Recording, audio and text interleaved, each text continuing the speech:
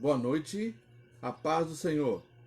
Boa noite, a paz do Senhor. Louvamos a Deus por mais esta oportunidade que Deus nos concede de estarmos aqui na presença do Senhor para estudarmos a sua santa e gloriosa palavra.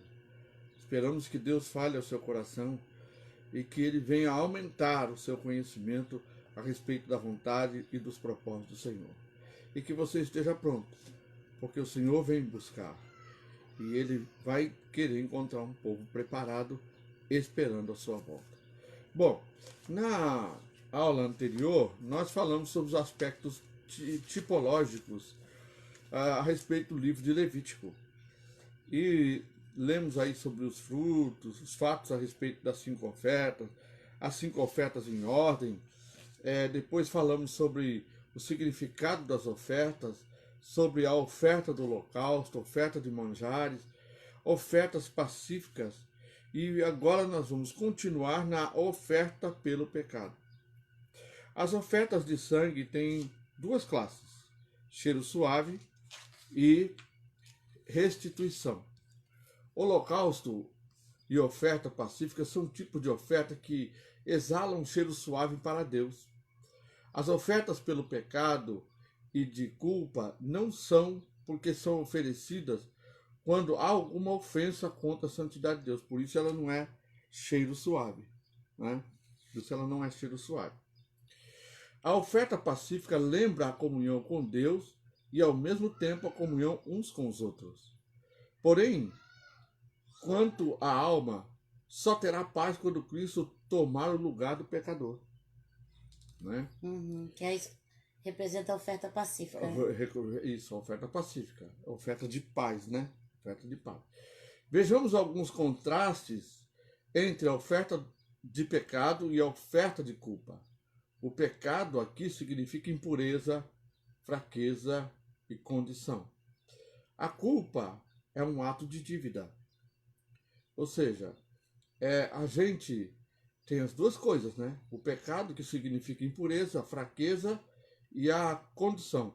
Mas agora a culpa é um ato de dívida, ou seja, a nossa dívida, para aqueles que se converteram a Cristo, receberam Jesus como Salvador, é uma dívida paga, porque Ele pagou com seu sangue. O pecado é uma natureza má, o erro, né? O erro. Ou a desobediência à palavra, ou às instruções de Deus. O pecado torna o pecador rejeitado por Deus pelo que ele é, né? Pelo o pecado que ele é. Não é o pecador do jeito que ele é, mas pelo que o pecado é, né? A culpa pelo que faz. Aí e por meio do profeta Isaías, Deus diz assim: sois menos do que nada. Já pensou que é isso? Existe, estamos no negativo. Nossa, nós estamos no negativo, gente. Sois menos do que nada. E a vossa obra, o que a gente faz, tem muita gente se achando muito porque está fazendo alguma coisa, mas aqui a Bíblia diz que a vossa obra é menos do que nada. Porque Deus escolheu nos salvar. Deus escolheu nos rejeitar com Ele. Jesus se ofereceu como escolha própria dele, dizendo: eu vou me sacrificar por eles. Então eu vou fazer um sacrifício aceitável e que apague-o de uma vez por toda. Ou seja, qualquer ato nosso, qualquer ação que a gente tiver, não vai acrescentar em nada. Simplesmente as ações, elas vão demonstrar o quanto nós temos de Deus. Será um comportamento natural daquele que tem a natureza de Deus em sua vida. Ou seja, por mais que fizermos, nada merecemos. Isso está lá no livro de Isaías, capítulo 41, versículo 24. Menos do que nada é quantidade negativa, como o exemplo de quem tem dívidas e não tem cobertura para essas dívidas. Suas finanças são menos do que nada. Ou seja, a pessoa... Está negativo no banco. E está bem negativo no banco, né? Sim. Está devendo tudo no banco. A nossa dívida, inclusive, às vezes a gente que tem crédito de cheque especial, então tem um certo limite, né? Aqui não tem limite, não. A nossa dívida, ela vai lá embaixo, sei lá até onde, né? Mas a Bíblia mostra que é Jesus impagável. pagou a dívida, né? E a dívida é impagável. Impagável. E Jesus pagou a nossa dívida. Bom, agora nós vamos para a oferta da culpa. A oferta da culpa apresenta o primeiro aspecto da obra de Cristo na cruz. Vem ao encontro do medo do pecador, que diz, ansioso, como me salvarei das consequências do meu pecado? Ou seja, né, a pessoa olha para si e fala assim, nossa, não tem jeito, minha dívida eu não consigo, então eu vou morrer com essa dívida. E não vou conseguir me salvar. É o mesmo que você está no meio do mar, no meio daquele marzão todo, não tem terra nem de um lado nem do outro, e você fala, cheio de tubarão, né? Vamos apimentar o negócio, cheio de tubarão, o mar revolto, você subindo e descendo. Ou seja, não tem, você pensa, a única coisa que você pensa é o seguinte, vou morrer. Porque não tem salvação. E tem. Jesus é o Salvador que vem sobre as águas, né? Para nos salvar. Cada pecado é uma oferta à majestade do céu, que é Deus, né, gente? Que é Deus. Uma falta contra o governo santo de Deus. Mesmo que seja contra o homem, é primeiro contra Deus. Isso aqui é muito importante. As pessoas estão ferindo umas às outras. Elas têm que saber que antes de ser um pecado contra a pessoa, em primeiro lugar, é um ato contra Deus, porque Deus ensina a gente a ser hospitaleiro, ser amável, a ter amor fraternal, amor ágape, e a gente, né, comete um erro, e em primeiro lugar é contra Deus, porque é ferindo o desejo de Deus, e contra a pessoa que a gente magoou. Mesmo que seja contra o homem, é primeiro contra Deus. Davi pecou contra Urias, né? Mas diz, contra ti somente pequei. Está no livro de Salmo 51, versículo 4. Agora vamos aos aspectos apologéticos. A Igreja Católica instituiu o jubileu, tirando o exemplo do texto bíblico em apreço. No jubileu se proclamam as indulgências que podem ser plenárias ou parciais. Isso aí a Igreja Católica pegou isso aqui e fez o seguinte, ela estabeleceu as indulgências. Você paga em peso de ouro e você pode ter um certo alívio, né? Não é nem... Entretanto, não existe identidade entre o judeu católico e o judeu bíblico. A indulgência é a segunda galinha dos ovos de ouro do catolicismo. Segunda. Sendo a primeira o purgatório. Né? O purgatório. As duas instituições são meios para arrecadar dinheiro dos devotos católicos, tanto por uma como por outra cerimônia. Entende os católicos. Obter situação melhor diante de Deus pelo cancelamento dos pecados. Ou seja, o sangue não tem validade nenhuma, não. O sangue de Jesus. Tinha que pagar. Você tem que pagar o sangue de Jesus. Só que a Igreja Católica, sabe o que acontece, gente? É água. A Igreja Católica escondia isso. Eles sabiam que o sangue de Jesus foi para pagar o pecado. Só que eles escondiam isso para que o povo não soubesse e eles pudessem usar a indulgência para obter recurso para a igreja com a desculpa de querer dizer que ia abrilhantar a obra de Deus, né? E na realidade não. Pelas indulgências, o cancelamento dos pecados dos vivos, enquanto que pelo purgatório, duas coisas. Pelas indulgências, o cancelamento dos pecados dos vivos. Quem estava vivo, então ele tinha indulgência, ele pagava, aí ele né, era perdoado. Era perdoado. Aqui fala cancelamento dos pecados, ou seja, cancelar, não é nem perdoar, gente. É cancelar, ou seja, passava uma borracha em cima. E para quem já morreu, ou pelo purgatório, o cancelamento dos pecados dos mortos, mediante o sufrágio das missas. É o chamado pecado da simonia. É simônia ou simonia? Simônia, né? Deixa eu ver. Simonia. Simonia. Falei certo então. Denominação tirada de Simão, o mago que ofereceu. Olha Olha, só. É o chamado pecado de Simônia, simonia, simonia. denominação tirada de Simão, o mago que ofereceu dinheiro a Paulo para conseguir dele o dom. Pedro. A Pedro, perdão. Eu estou colocando o Paulo no lugar do Pedro. Ofereceu dinheiro a Pedro para conseguir dele o dom da imposição de mãos para recebimento do batismo com o Espírito Santo. Mas ao agir dessa forma foi repelido por Pedro. Isso está lá no livro de Atos dos Apóstolos, capítulo 8, versículo 18 a 23. Vamos ler. Então eles cometiam o pecado da simonia. Já pensou? É. Se a gente não estuda, a gente não sabe disso, né? É. Olha só, vou te falar, né? É sempre um ardil, né? Atos 8. 8, 18 a 23. 18 a 23. Observando Simão que o Espírito era concedido por meio da imposição das mãos dos apóstolos, ofereceu-lhes dinheiro, propondo: dai-me também a mim este poder, para que a quem eu impuser as mãos ganhe o Espírito Santo. Diante disso, replicou-lhe Pedro: que o teu dinheiro siga contigo para a tua perdição, pois intentaste comprar por meio dele o dom gratuito de Deus. Já pensou? Tu não tens parceria, nem porção neste ministério, porque o teu coração não é honesto perante Deus.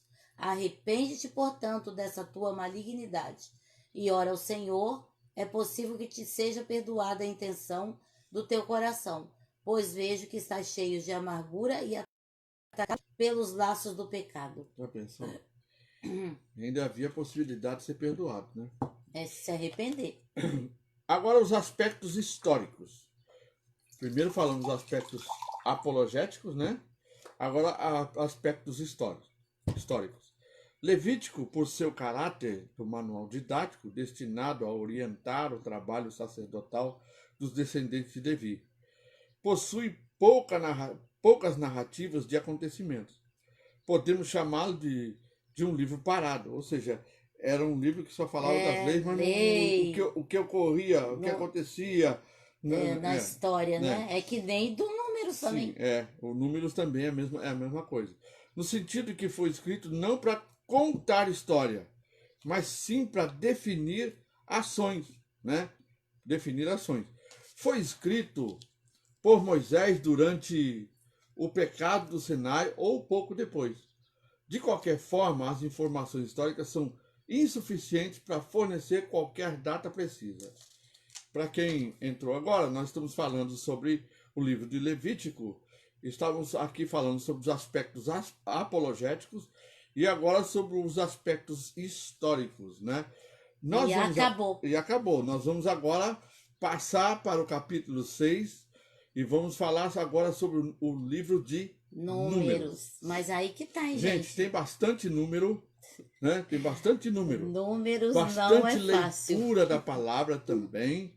Mas o livro de Números, ele tem alguns aspectos. Ele fala também de algumas ações, de alguns acontecimentos ali na entrada do Cades Barneia, né? Ali fala da preparação para a viagem. Então, enfim, tem algumas coisas que são diferentes um pouco de Levítico. Vamos lá. O título do livro em português remonta à designação aritmoi, que lhe foi conferida nas antigas traduções gregas. Esta palavra, que em grego significa números, foi aparentemente escolhido em referência aos censos do capítulo 1 e 26 antes de Israel entrar em Canaã. Seu nome na Bíblia hebraica é tomado das palavras do primeiro versículo. Bemidbar, no deserto. Significa, né? Que se harmoniza com o ambiente descrito no livro. A maior parte de Números relata os anos de peregrinação. desde o momento em que Israel partiu do Sinai até que uma nova geração chegou ao Rio Jordão. Salvos do Egito, possuidores da lei, conduzidos por Moisés, olhando diretamente para o tabernáculo e sobrenaturalmente guiados pela nuvem e pelo fogo. Os israelitas deveriam ter marchado triunfante na vontade perfeita de Deus. Isso aqui né? Olha quantas coisas eles tinham de manifestação visível, né, de visível Deus. de Deus, gente. É. Visível, né? E era, como ele diz aqui, era para eles marchar de maneira a se alegrar diante de Deus, né? Mas não, né? Em vez disso, falharam repetidamente, como este livro registra. Assim como em Israel, cada pessoa tinha o seu lugar e a tarefa definitivamente designada para o bem-estar de toda a nação. Também na igreja, cada membro do corpo de Cristo tem seu lugar particularmente em sua função definida para a edificação do corpo de Cristo. Então vamos ler lá 1 Coríntios capítulo 12. Vamos ver a função de cada um. Tem muita gente querendo ser o que não é, né? Deus, cada parte, todas as partes do nosso corpo são importantíssimas, né? Todas elas são importantes. 1 Coríntios. 1 Coríntios capítulo 12. 12. 12 todo? 12, isso. A respeito dos dons espirituais, não quero, irmãos, que tenhais desconhecimento. Sabeis que, quando eres pagãos, de uma maneira ou outra fostes fortemente atraído para os ídolos mudos. Portanto, eu vos afirmo que ninguém fala pelo Espírito de Deus pode dizer. Ninguém que fala pelo Espírito de Deus pode dizer: maldito seja Jesus. Da mesma forma, ninguém pode declarar: Jesus é Senhor, a não ser pelo Espírito Santo. Existem diferentes tipos de dons, mas o Espírito é o mesmo. Existem várias formas de ministério, mas o Senhor é o mesmo. E há diversas maneiras de atuação, mas é o mesmo Deus quem efetua tudo em todos. A cada um, contudo, é concedida a manifestação do Espírito, com a finalidade de que todos sejam beneficiados.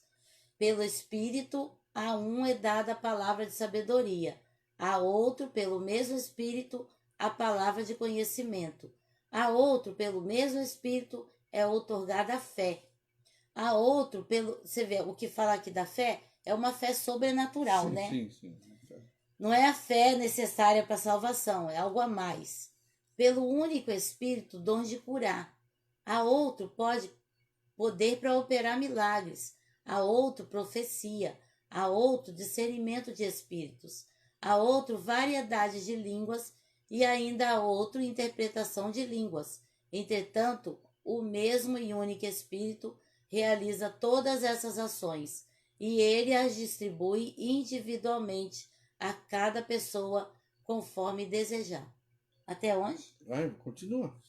Porquanto, assim como o corpo é uma só unidade e possui muitos membros, e todos os membros do corpo, ainda que muitos, constituem um só organismo, assim também ocorre em relação a Cristo.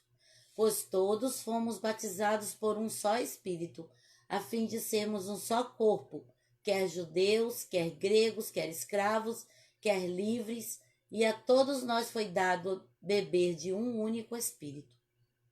Porque também o corpo não é constituído de apenas um membro, mas de muitos. Se porventura o pé disser, porque não sou mão, não pertenço ao corpo, nem por isso deixa de fazer parte do corpo. E se a orelha reclamar, porque não sou olho, não pertence ao corpo, nem por isso deixa de fazer parte do corpo.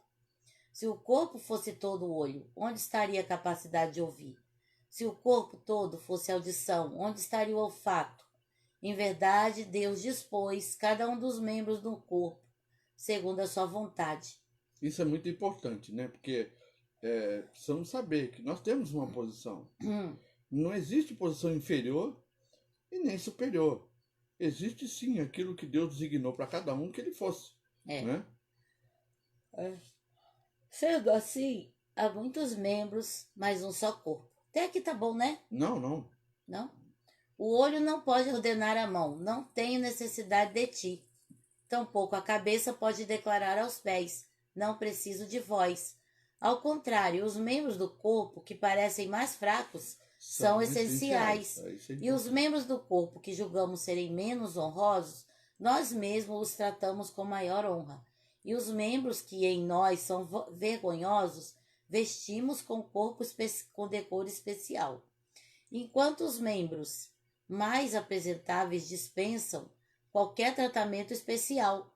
Todavia, Deus estruturou o corpo, atribuindo maior honra aos membros que dele tinham necessidade, a fim de que não haja divisão no corpo, mas sim que todos os membros tenham igual dedicação uns pelos outros. Desse modo, quando um membro sofre, todos os demais sofrem com ele. Quando um membro é honrado, todos os outros se regozijam com ele. Ora, vós sois o corpo de Cristo, e cada pessoa entre vós individualmente é membro desse corpo. Assim, na igreja, Deus estabeleceu alguns primeiramente apóstolos, em segundo lugar profetas, em terceiro mestres, em seguida os que realizam milagres, os que têm dons de curar, os que têm dons de prestar ajuda, os que têm dons de administração e os que falam diversas línguas. Acaso são todos apóstolos? São todos profetas? Ou são todos mestres? Todos têm o dom de realizar milagres? Todos têm dons de curar? Falam todos em línguas? Todos as interpretam? Contudo, buscai com zelo os melhores dons. Então ele instruía a gente a zelar e buscar isso, os melhores dons. Glória a Deus por isso, né? Então, também o livro de Números mostra a convicção sacerdotal de que a grande bênção de Deus que Deus derrama sobre o seu corpo é o próprio fato de que, mesmo sendo santo, o Senhor habita entre aqueles que são seus servos, seu povo. Já pensou?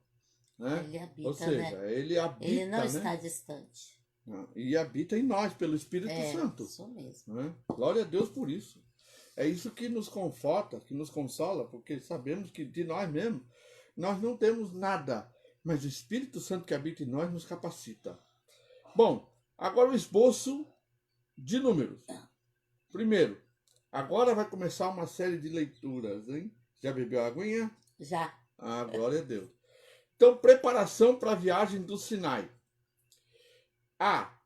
Censo do exército e distribuição das posições de marcha. Capítulo 1 de 1 a 2 só. 1 e 2. É isso? Você não vou cansar. Então Yahvé falou a Moisés no deserto do Sinai, na tenda do encontro, no primeiro dia do segundo mês, no segundo ano após a saída da terra do Egito.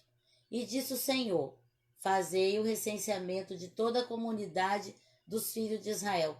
Você vê, aqui Deus manda contar, né? Sim. Mas lá, com Davi, Deus não que proibiu que Davi queria ver a própria força dele, né? Então é diferente. Mas Deus falava assim, não, são tantos como Maria da Praia.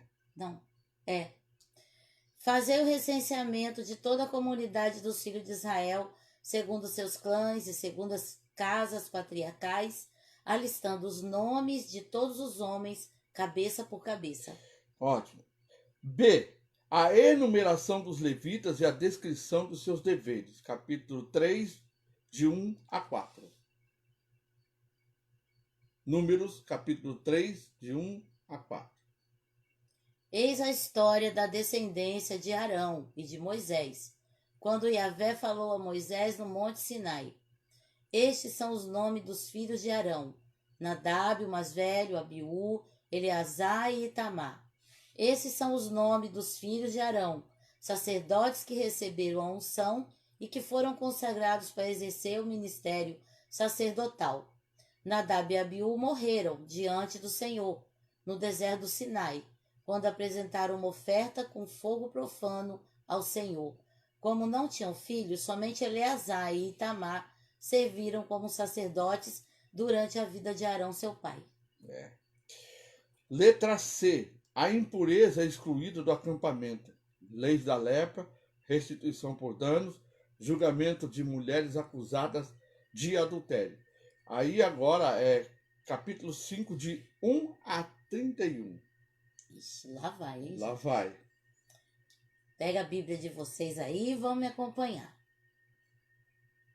Yahvé falou a Moisés e disse: ordena aos filhos de Israel que excluam do acampamento todos os que têm alguma doença contagiosa de pele, como a lepra, todos os que têm corrimento nos órgãos genitais e todos os que estão impuros por terem tocado algum morto.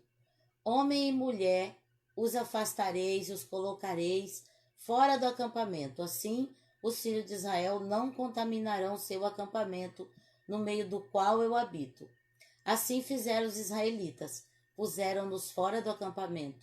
Os filhos de Israel cumpriram tudo exatamente como o Senhor havia ordenado por intermédio de Moisés. E o Senhor disse a Moisés: fala aos filhos de Israel, se um homem ou mulher cometer algum dos pecados pelos quais se ofende a Yahvé, essa pessoa será sumariamente considerada culpada.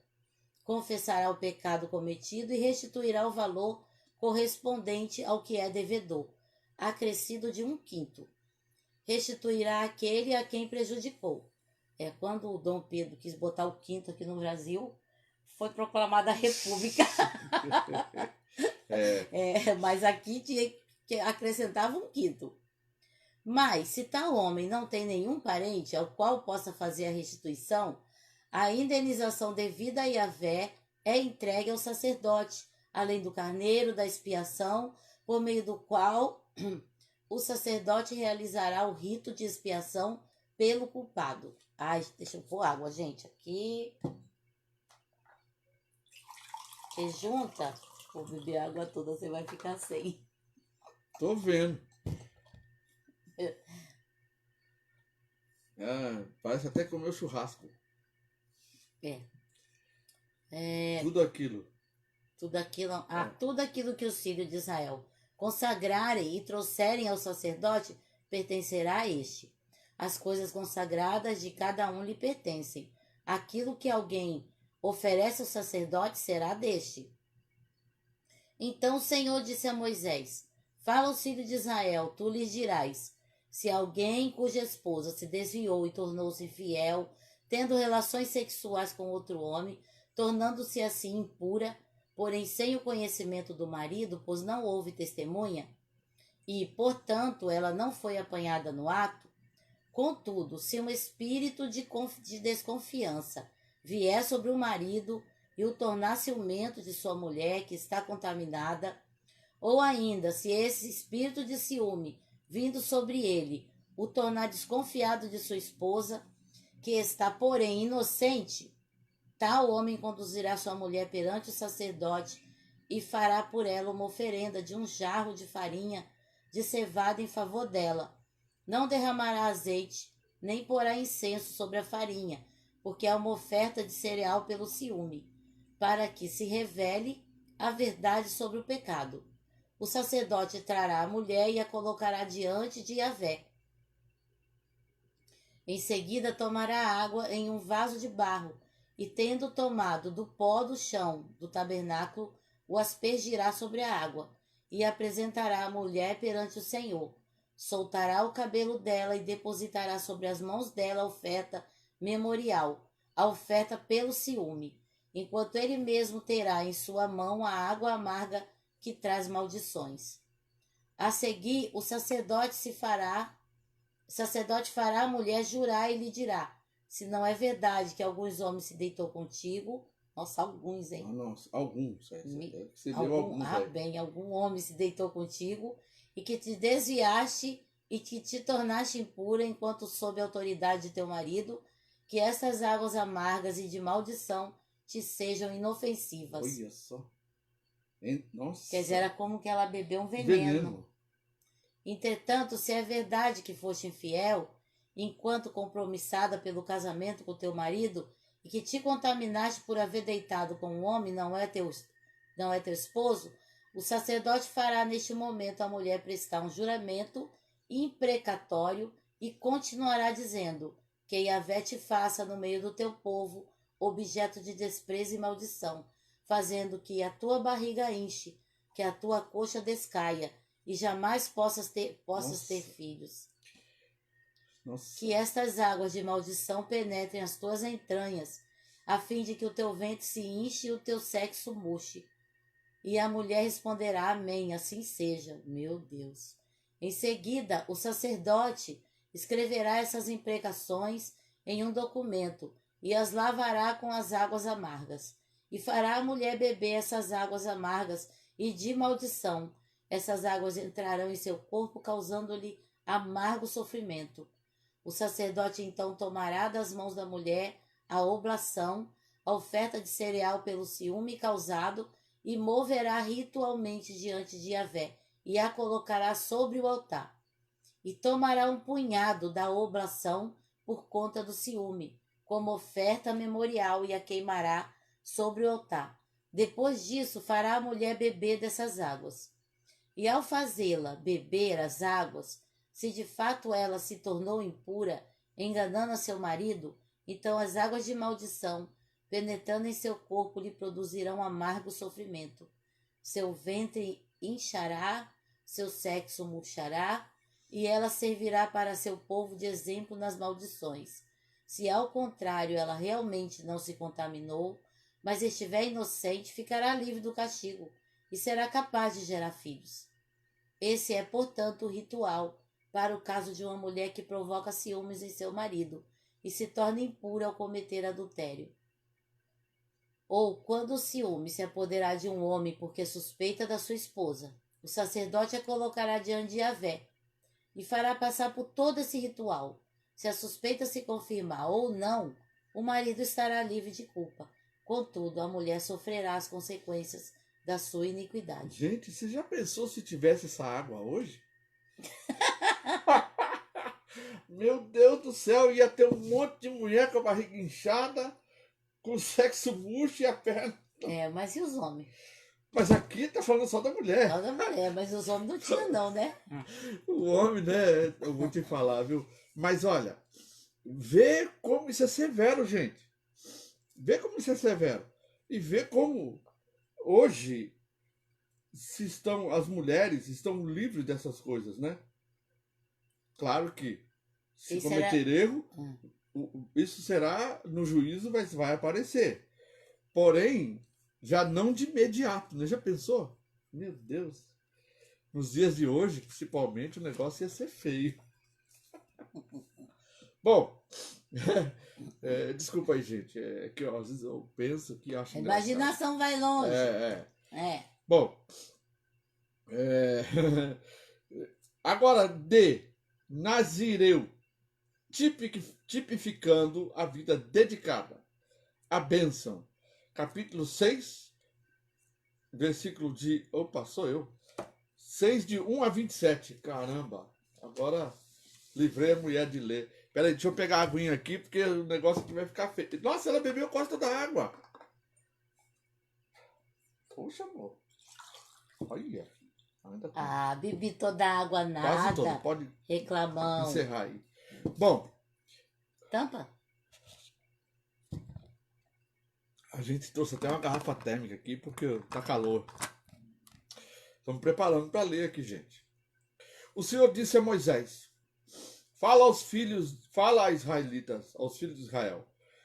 Tu lhes dirá, quando um homem ou uma mulher fizer um voto especial, o voto de nazireado, porque olha, você vê uma coisa, tanto o homem quanto a mulher podiam fazer o voto de nazireado. A mulher aqui, também, né? Não pensei nisso, nunca tinha parado para pensar nisso. De santificação para o Senhor, pelo qual se consagra a Yahvé como nazireu. Abster-se-á de vinho e de bebidas fermentadas. nós como crentes, como Bebida? bebidas fermentadas, vinho e bebidas fermentadas. Nós como crentes da atualidade, a gente ia se abster do suco de uva. É bebida Nossa, fermentada, amor. mas como a gente não bebe o vinho, né? Então, Tanto crente que bebe vinho, Deusão. tem bastante crente beberrão de vinho. Não é pecado não é beber pecado, vinho. gente. Tô brincando aqui, tô Jesus brincando. bebia vinho. Tô deixando o negócio mais descontraído. Não beberá vinagre feito de vinho ou de bebidas fermentadas, nem tomará o suco de uva. Nem não suco de uva. comerá uvas fracas, frescas ou secas. É assim, gente, uma coisa que eu, no meu entendimento, tá? Isso é meu entendimento.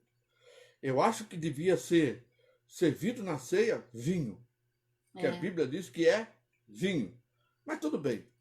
Não tem muita relevância, que não né? pode embriagar-se, Não pode embriagar, mas tudo bem. Devia ser... Nós fomos numa igreja... Olha, a Valnice já fez o voto nazireado na igreja dela. A Valnice me Mas deu. hoje em dia não era só o povo isso judeu? era o povo judeu, né? Mas tudo bem. Nós fomos na igreja, Assembleia de Deus. Quando nós chegamos lá, para ser membro da igreja, então, da Assembleia de Deus de Ipiranga, quando nós chegamos lá, era dia de ceia. Aí veio servir a ceia. Eu e a Ceia pegamos. A gente era da Assembleia de Deus mais extrema, que era primeiro de Madureira, depois do Belém. Aí chegamos, a hora que nós jogamos o suco para dentro, cara, desceu o negócio queimando. Desceu queimando, nós olhamos um pro outro, era um álcool danado. Era vinho. Era vinho. Era vinho mesmo. Mas o negócio. Mas eles pegaram um vinho bem quente. Bom, abstenciar do vinho e das bebidas fermentadas, não beberá vinagre feito de vinho ou de bebidas fermentadas. Já leu, nem tomará, uva. Nem tomará suco de uva, nem comerá uvas frescas ou secas, ou seja, né? Tão gostoso. Da uva. Durante todo o tempo de sua consagração, ou seja, então, havia ela podia delimitar um tempo da sua consagração. Não tomará produto algum da videira, desde as sementes até a casca. Durante o tempo do seu nazireato, não raspará a cabeça com navalha, até que se cumpra o tempo pelo qual se consagrou a Yahvé. Vamos supor, eu vou fazer um voto aí de 10 anos de nazireato. Por 10 anos, então, será santificado e deixará crescer livremente sua cabeleira. Imagina os homens bem cabeludos, né? Hoje o pessoal, que é os roqueiros da igreja, vão dizer que é nazireu, né? Durante todo o tempo de sua santificação em Yahvé, não se aproximará de um morto, ou seja, não ia em velório, nem por seu pai ou por sua mãe. Olha, nem se a mãe e o pai morresse. Nem por seu irmão ou por sua própria irmã se tornará impuro, caso venha eles a morrer, visto que traz sobre a sua cabeça a consagração do seu Deus. Que coisa séria, gente. Coisa séria, né? Durante todo o tempo do seu nazireato, período de dedicação especial, estará santificado ao Senhor, o Eterno. Se alguém morrer de morte súbita perto dele, tornando impura sua cabeleira consagrada, aí sim, raspará a cabeça no dia da sua purificação. No 7º dia, raspará a cabeça. No 8º dia, levará ao sacerdote 2 rolinhas ou 2 pombinhas à entrada da tenda. Ou seja, ele está lá, de repente a pessoa, teve um ataque cardíaco. Morreu perto dele. Morreu perto dele. Acabou. Ele se tornou impuro. Aí ele, com aquela cabeleira toda, ia ter que raspar, fazer toda uma purificação. O sacerdote oferecerá um em sacrifício pelo pecado e o outro holocausto em realização em seguida sobre esse homem. O rito de expiação devido à contaminação relativa ao morto. O homem consagrará sua cabeça naquele mesmo dia. Ele se santificará ao Senhor durante todo o tempo do seu nazireato. e levará um cordeiro de 1 ano como sacrifício de reparação. O tempo já decorrido não se contará, visto que sua cabeleira se tornou impura, né? Ou seja, até ali, aquele tempo lá, acabou. Parou ali e recomeçou de novo. Né? Esse ritual de Nazireu, no dia em que findar o seu nazireato, ele se conduzirá à entrada da tenda do encontro. Oferecerá a Yahvé a sua oferta: um cordeiro perfeito de 1 ano em holocausto, uma ovelha perfeita de 1 ano em sacrifício pelo pecado, um carneiro perfeito como oferta de comunhão, um cesto de bolos de flor de farinha, não sei como é que é isso, sem fermento, amassado com azeite, e tortas sem fermento untada com azeite, acompanhadas de sua oblação e libações, oferta de cereal e vinho derramado. Veja quanta coisa, gente.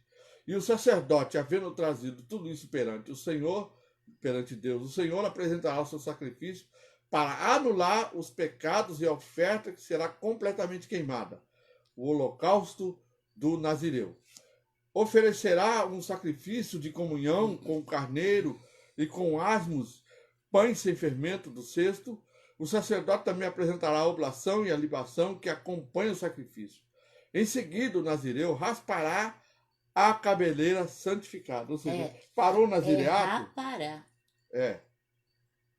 Rapará. Não raspará. Tudo bem. Raspará e rapará é a mesma coisa, não é? É ou não é? Não. Então, veja só que ele chegou ali, não bastava só, ele terminou o dia do nazireato dele.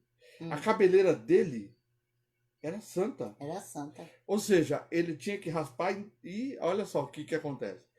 Ele vai raspar a cabeleira santificada na entrada da tenda do encontro, tomando os cabelos de sua cabeça, colocará no fogo do sacrifício da comunhão. Era oferecido ao Senhor. Que lindo, né? O sacerdote tomará a espádua do carneiro, já cozida, um bolo sem fermento do cesto e uma torta sem fermento, e colocará tudo na mão do nazireu, quando este já houver raspado sua cabeleira.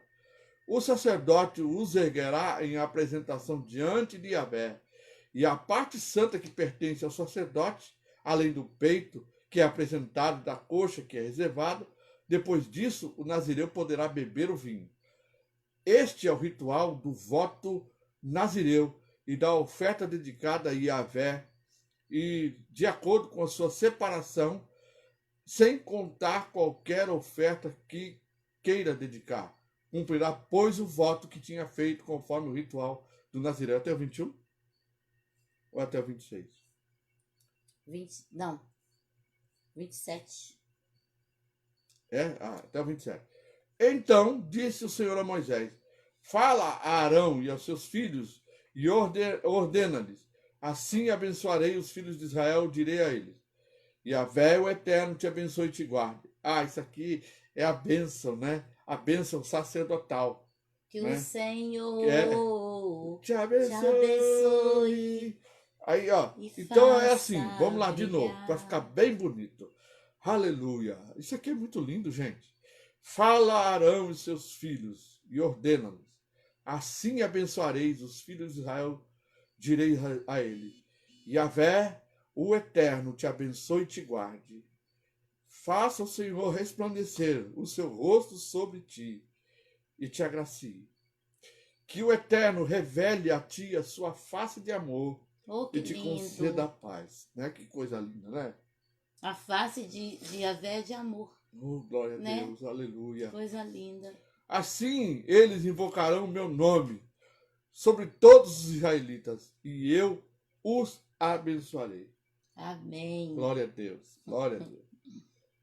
Então, olha, tesouros dedicados ao tabernáculo pelas 12 tribos, o 7 de 1 a 8.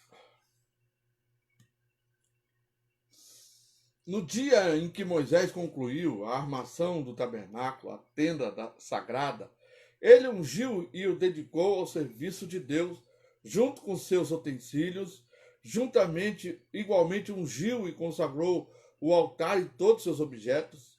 Então os líderes de Israel, os chefes das famílias, que eram líderes das tribos encarregados do recenseamento, apresentaram suas oferendas. Trouxeram suas dádivas à presença de Deus. 6 carroças cobertas de 12 bois, um boi de cada líder e uma carroça de cada 2 líderes, e ofereceram diante do tabernáculo. Então o Senhor falou a Moisés e disse: só uma coisa, gente. Como as ovelhas, os bois se procriavam nessa época. Porque vocês prestam atenção quantas ofertas eram oferecidas ao Senhor nesse período. Então, havia uma procriação muito grande de bois, de ovelhas, de bodes, né, para que se pudesse apresentar ao Senhor, né? Olha só, Jorge. Não, termina aí de ler. Então o Senhor falou a Moisés e disse: receba-os deles e sejam destinados ao serviço da tenda do encontro. Tu os darás aos levitas, e a cada um conforme sua função. Recebeu, portanto, Moisés as carroças e os bois e entregou aos levitas. Deu 2 carroças e 4 bois aos gersonitas, conforme exigia o trabalho deles. E 4 carroças e 8 bois aos meraritas, também de acordo com o que demandavam o trabalho deles. Estavam todos sob a administração de Itamar, filho do sacerdote Arão. Entretanto, Moisés não concedeu aos descendentes... É até 8. É até 8, tá, perdão. F, né? Os levitas santificados e instalados no seu ofício. 8, de 1 a 26. Jorge, eu tô pensando aqui na mulher, né? Que tomava as águas amargas. Eu fico pensando assim, não que era culpada, mas a que era inocente. Passar por aquela humilhação todinha. Por causa da desconfiança do marido. Da desconfiança do marido. Nossa, eu ia clamar dia e noite para Deus pesar a mão nele. E não ia pegar o pau de macarrão e acertar a cabeça dele? Era, pelo amor de Deus, desconfiar, fazer a mulher beber água amarga e ela ser inocente. Nossa. Que jumento. Perdão, irmãos. Mas dá uma indignação isso. Não era? Beber aquilo tudo. Ser humilhada daquele jeito e ela ser inocente. Né? Mas nesse tempo aqui, Deus sabe o porquê disso tudo. Sim, com certeza. A gente não entende as coisas, né? Então a gente não pode humanizar. Né? Deus é que sabe o porquê de tudo. Não, havia uma demonstração, eu penso assim, ao ser humano, que ele ia se constatar que ele era incapaz de cumprir as leis que eram colocadas para que ele pudesse ter uma vida correta. Por si só, ele jamais ia conseguir cumprir tudo. Por isso que Jesus cumpriu tudo nele. Para que a gente hoje pudesse estar debaixo da graça, porque você imagina, ninguém ia conseguir cumprir isso. Ninguém. Ou seja, teoricamente todo mundo ia ser condenado. Mas Jesus nos livrou da morte, né? Amém. Vamos lá. Qual é? Os levitas santificados e instalados no seu ofício. 8 de 1 a 26. Então o Senhor disse a Moisés: falarão, tu lhes dirás, quando colocares as lâmpadas, será de tal maneira que as 7 lâmpadas ilumine a parte dianteira do candelabro. E Arão procedeu desse modo, colocou as lamparinas de forma que iluminasse o espaço em frente ao candelabro, conforme Yahvé havia ordenado. O candelabro era moldado de ouro batido, do pedestal às imagens das flores que ornavam tudo, tudo em conformidade com o próprio modelo que o Senhor havia revelado a Moisés. Eu acho que todo mundo já viu aí um candelabro, né? São imitações do que aqui a Bíblia diz, né? E Yahvé falou a Moisés e disse: toma os levitas no meio dos filhos de Israel e purifica-os. Com a intenção de purificá-los, procederá da seguinte modo: borrifará sobre eles as águas da purificação. A água da purificação. Eles também deverão raspar todo o corpo e lavar suas roupas. Assim ficarão purificados. Ou seja, né? Se tem homem aí que tem, né, diz que rapar fica afeminado, não, ele rapava tudo. A pessoa, todo o corpo, né? Em seguida, tomará um novilho juntamente com as ofertas de manjares, prepararás com a melhor farinha de trigo amassada com azeite, e tu É que eu acho que o pelo normalmente ele gruda, ele pega poeira, né? Pega É sujeira. verdade. Então, tirando o pelo, a pessoa estava totalmente lavada. Lavada, é verdade. Eu podia ficar escondido uma sujeira ali, né? Se pegasse uma bucha bem daquelas bravas mesmo, acho que não, né?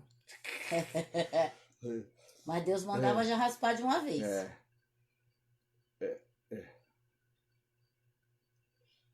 Em seguida, tomarão um novilho juntamente com a oferta de manjares preparada, com a melhor farinha de trigo amassada, e tu tomarás um segundo novilho para o sacrifício para tirar os pecados. Farás os levitas se aproximarem diante da tenda do encontro e reunirá toda a comunidade dos filhos de Israel. Quando, pois, tiverem feitos os levitas se aproximarem diante do Senhor, os filhos de Israel imporão as mãos sobre eles. Em seguida, Arão, fazendo um gesto ritual de apresentação perante Yahvé, separará os levitas para mim, como uma oferta especial dos israelitas. Serão assim pertencentes ao serviço do Senhor, né? Eles eram consagrados a Deus. Os levitas logo a seguir colocarão a mão sobre a cabeça dos novilhos, com um dos animais, tu farás um sacrifício para tirar o pecado, e com o outro, uma oferta que será completamente queimada em holocausto, com o objetivo de purificar os próprios levitas. Havendo colocado os levitas diante de Arão e seus filhos, tu oferecerás ao Senhor com um gesto de ritual de apresentação. Desse modo separará os levitas do meio dos demais israelitas, a fim de que sejam absolutamente consagrados a mim. Sendo assim, logo após haver de separados e purificados os levitas, eis que eles estarão preparados para trabalhar para mim na tenda do encontro. Você veja uma coisa, gente. Veja como tudo era feito, como os levitas foram dedicados ao Senhor. Hoje, se diz aí, né, que quem ministra louvor é levita. Na realidade, não é algo específico. Eles faziam, isso fazia parte do ofício de levita, né?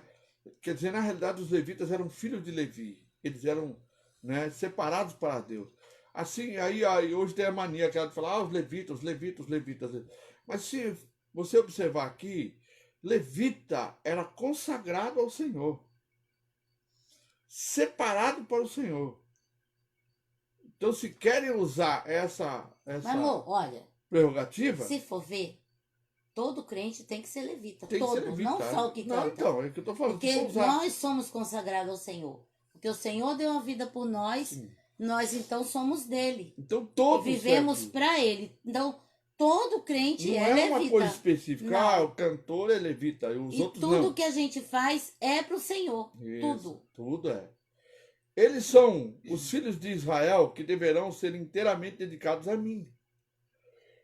Eu separei para serem meus em lugar dos primogênitos, do primeiro homem de cada mulher israelita. Em verdade, a mim pertence todos os primogênitos dos filhos de Israel, homem ou animal. Eu os consagrei a mim mesmo desde o dia em que feri todos os primogênitos da terra do Egito. Agora, em lugar de todos os primogênitos dos Israel, aí o que ele fez? Todos os primogênitos eram do Senhor. Mas no lugar de todos os primogênitos, o que ele fez? Separou os levitas, né? Eu tomei os levitas. Entrego os levitas a Arão e a seus descendentes como dádivas dentre todos os filhos de Israel, a fim de servirem na tenda do encontro, em benefício a todo o povo de Israel, ministrando em nome de todos os israelitas os atos de propiciação para que nenhuma praga atinja o povo, quando se aproximaram do santuário. Assim Moisés, Arão e todos os filhos de Israel cumpriram tudo que cumpriram tudo que havia ordenado, e Moisés a respeito dos levitas. Os levitas se purificaram e se lavaram com vestes. Arão os separou como oferta especial ao Senhor e celebrou o ritual de purificação para eles. O povo realizou tudo o que o Senhor havia ordenado a Moisés em relação aos levitas. Assim eles foram escolhidos para trabalhar na tenda do encontro, dirigidos por Arão e por seus filhos. Até onde? Até o 26, né? Então o Senhor disse a Moisés: eis o que compete aos levitas. A partir da idade de 25 anos, o levita deverá prestar serviço ocupando a sua função na tenda do encontro.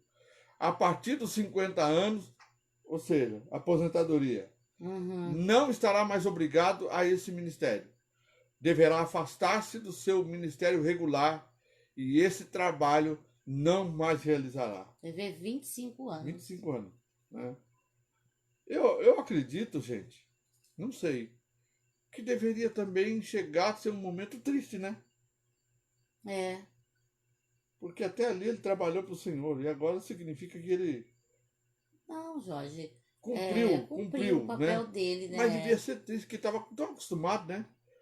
Poderá mas ele poderá ajudar seu companheiro de ofício nas responsabilidades de zelar pela tenda do encontro. Entretanto, ele mesmo estará isento de todo esse trabalho. Ou seja, não, eu acho que eu me antecipei aqui. De qualquer forma, ele vai trabalhar, mas não vai ter essa obrigação. Ele vai ajudar, né, os mais novos, mas ele não vai ter mais aquela... responsabilidade. Deus é tão zeloso, né? Eu fiquei imaginando que você ficaria triste, mas aqui você vê que Deus, ele deixa ele encarregado de alguma coisa. Entretanto, ele mesmo estará isento de todo esse trabalho. Desse modo, portanto, designará todas as responsabilidades e tarefas ministeriais dos levitas. Ou seja, né? Mas olha que coincidência. Giane Alves, Márcia Alves. É verdade. Vocês são parentes? Gente, louvado seja Deus por sua presença e por esta preciosidade que Deus nos tem dado. Eu quero convidar você a estar conosco daqui a pouco, às 20 horas, no nosso culto em casa. Certamente Deus tem uma palavra para o nosso coração. Então eu convido você a estar com a gente. E convido você a estar conosco na próxima segunda-feira, às 18 horas, no nosso Vem Estudar Comigo. Lembrando que no dia 9, que é uma quarta-feira, é nossa última lição deste ano. Nós vamos retornar em janeiro e vamos ver a melhor data para a gente fazer o reinício.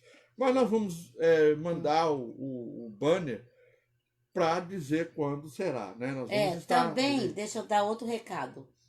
A partir do culto de segunda-feira, a nossa live é aberta ao público. Que é viu? terça-feira. Terça-feira Terça-feira já vai estar aberto para quem mora aqui em Maranduba ou quem quiser vir nos visitar, né? Celebrar o culto junto conosco aqui em casa. É de 1 hora, não passa... O culto é 1 hora só. Normalmente, às vezes, até termina, quando é as mulheres que pregam, termina antes. Quando é os homens, eles exageram um pouquinho. Passa 5 minutos, sabe? Né? Mas não muito. Tá? Então, mas venha celebrar. E depois dizem que as mulheres que falam mais, né? Mas é verdade. Mas nesse caso, no caso da ministração da palavra, os homens são faladores. Então você mesmo, é nosso né? convidado na terça-feira a vir adorar a Deus conosco aqui em casa. Eu incentivo a você compartilhar esse nosso vídeo, que nós vamos compartilhar no Facebook e no YouTube. Compartilha com os nossos irmãos, com seus irmãos. Você incentiva eles, inclusive aqueles que não estudaram, estudar desde o princípio. Está lá no nosso canal, desde a primeira lição. Nós estamos estudando já o segundo módulo.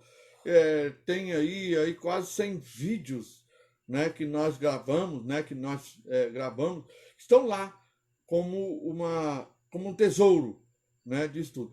Ou seja, isso aqui não é uma escola. Nós não estamos ensinando como uma escola, gente. Nós estamos estudando. estamos compartilhando com você o nosso estudo. Amém. Deus possa te abençoar. Até daqui a pouco, se assim Sim, Deus obrigado permitir. pela companhia. Fiquem na paz do Senhor. Obrigado pela companhia. Amém. Amém.